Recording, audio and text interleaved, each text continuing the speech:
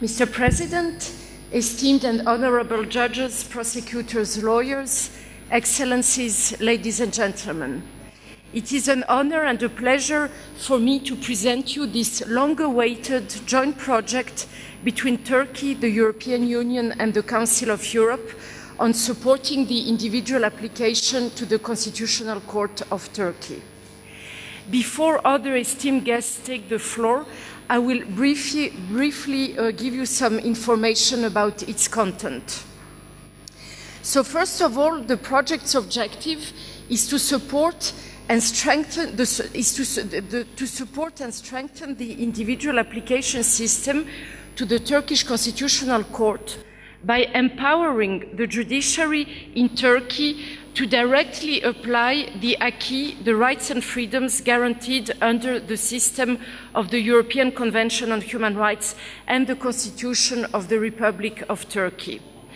The Constitutional Court is obviously the main beneficiary of the project, but we also are lucky to have many stakeholders, among which are the Court of Cassation, the Council of State, the Ministry of Justice, the High Council for Judges and Prosecutors, the Military Court of Cassation, the High Administrative Military Court, the Union of Turkish Bar Associations, and the Justice Academy. The project activities will be organized for judges, lawyers, and prosecutors and of all instances of Turkish courts, and it will be implemented by the Council of Europe's Programme Office in Ankara, but also with the supervision of the Human Rights National Implementation Division of the Directorate General of Human Rights and the Rule of Law in Strasbourg. The project has four main objectives and results which will be sought. First of all, the right and freedoms set forth in the Turkish Constitution and the Convention are better secured at the national level. Second, the capacity of judges, lawyers, prosecutors in Turkey on the individual application mechanism to the Constitutional Court is strengthened. Thirdly, cooperation between national courts and with European institutions is increased. And fourthly, the awareness of the Turkish public on the system of the individual application to the Constitutional Court is increased. So to achieve this, the Council of Europe, together with all its partners and stakeholders, has developed a number of activities, and I will go briefly through them. The first group of activities aims at harmonizing the judgments of the Turkish high courts among themselves and with the case law of the European Court of Human Rights. So there will be two types of activities for this purpose: roundtable meetings and case law fora.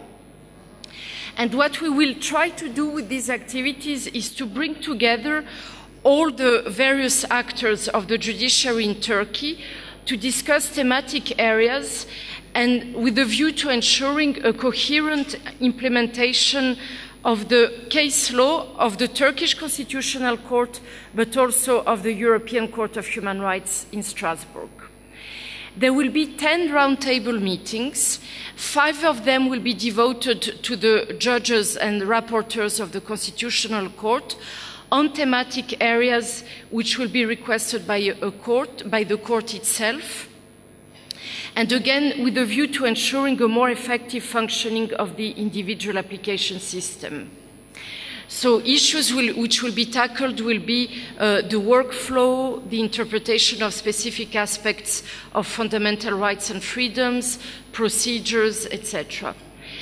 There will also be 5 other roundtables organized in various cities of Turkey, which will bring first instance courts, higher courts, bar associations and the administration together, and will be a platform to discuss problematic areas as regards the interpretation of the case law, again, of the Constitutional Court and the Strasbourg Court.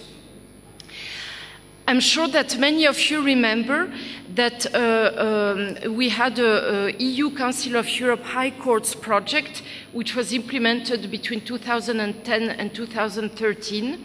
And this project brought for the first time the supreme judicial authorities in Turkey in common meetings.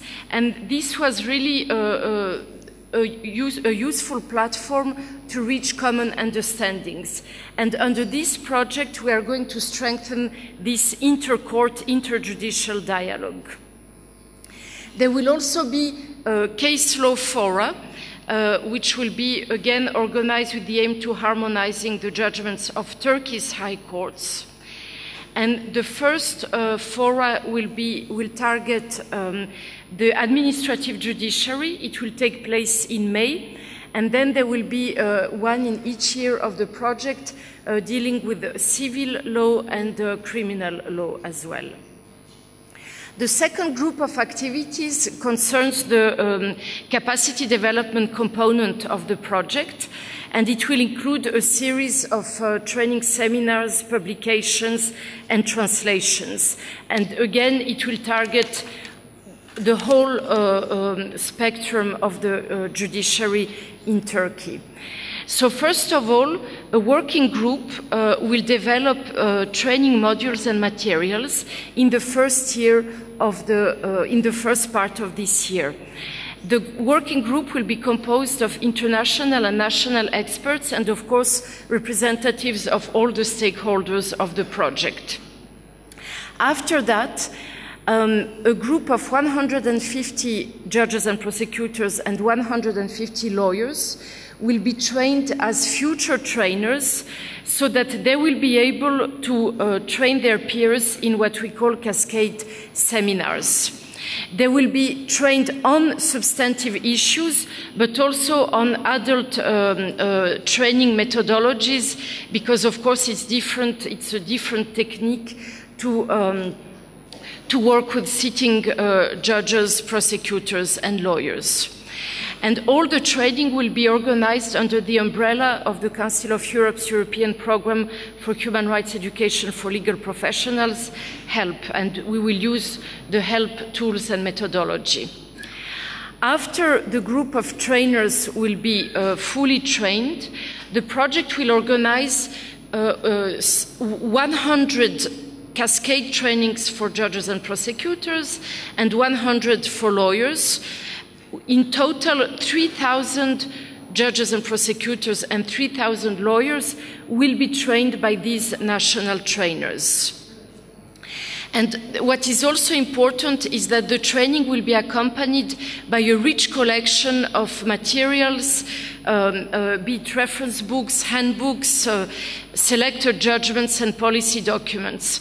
So these will be produced or translated into Turkish, but also very importantly, a selection of judgments of the Constitutional Court of Turkey will also be translated into English so that it can be shared with European institutions and other European countries.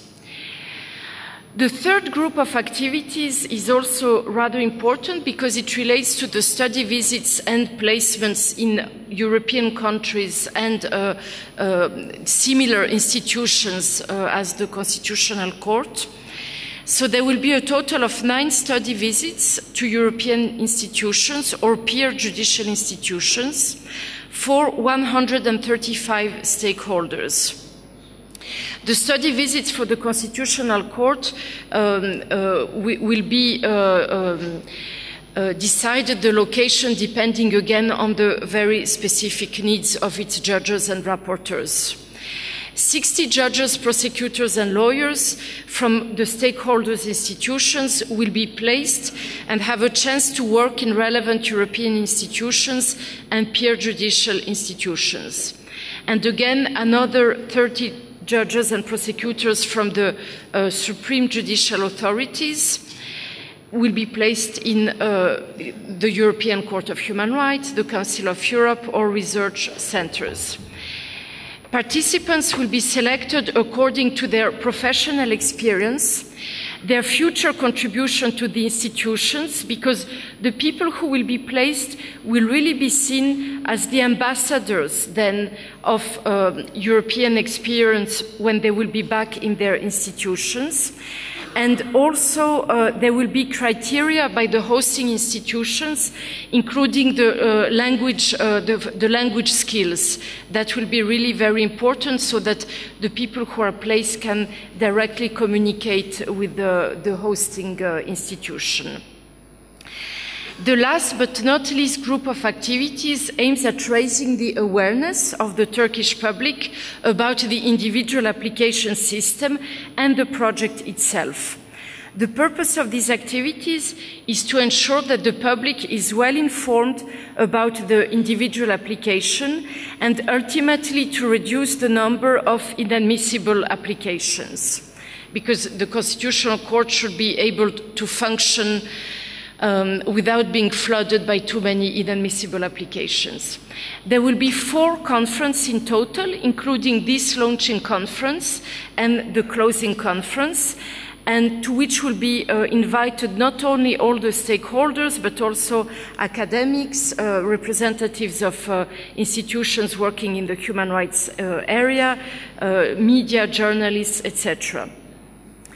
There will also be a lot of awareness-raising materials developed, and the project will also use media, traditional media such as TV programs, spots, informative videos, newspapers coverage, but also social media to disseminate the results of the project. And finally, because it is very important for Turkey to have sustainable results and to ensure that after the project ends, the results stay behind. We are going to carry out an evaluation of the project.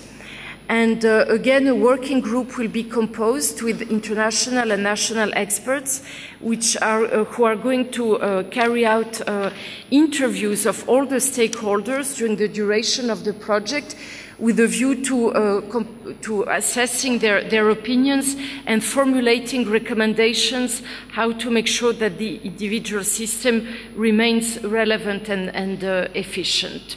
And this report will be shared with all the stakeholders. So, ladies and gentlemen, in conclusion, by the end of the project, the members of the Turkish judiciary, from first instance to high courts, and the lawyers will have benefited from a greater awareness on the interpretation of the rights and freedoms embodied in the Turkish Constitution and the European Convention on Human Rights. Thus, it will ultimately contribute to more cases being solved at their source in a shorter time and more effectively, without the need to go to the Constitutional Court of Turkey or the Strasbourg Court. Because this entails lengthy procedures, it costs extra money, and more importantly, it also indicates a lack of trust in the justice of one's own country. So, in other words, the Turkish judiciary will be more human rights friendly. And we very much hope that this project will contribute to it. So we look forward to the implementation, and thank you very much for your attention.